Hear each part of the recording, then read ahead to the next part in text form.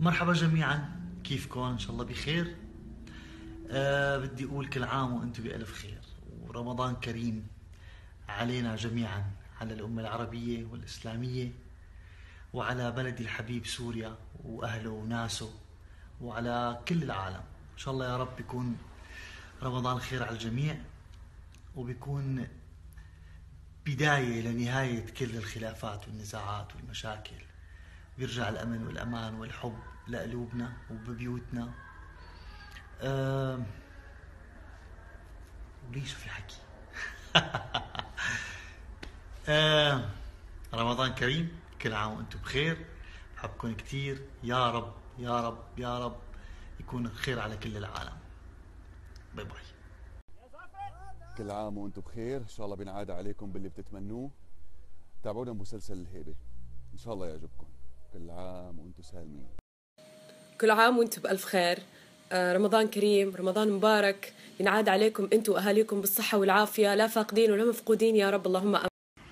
رمضان جانا وفرحنا بو بعد غيابه، وبقاله زمان غنوا قولوا شهر بطوله، غنوا قولوا أهلا رمضان، رمضان جانا أهلا رمضان، قولوا معانا أهلا رمضان جانا. بتغيب علينا وتهجرنا وقلوبنا معاك، بتغيب علينا وتهجرنا وقلوبنا معاك. مرحبا، كل عام وانتم بخير، رمضان كريم. وردة شامية ما حينعرض برمضان، ان شاء الله بعد رمضان، وكثير من الاعمال السورية ما حتنعرض.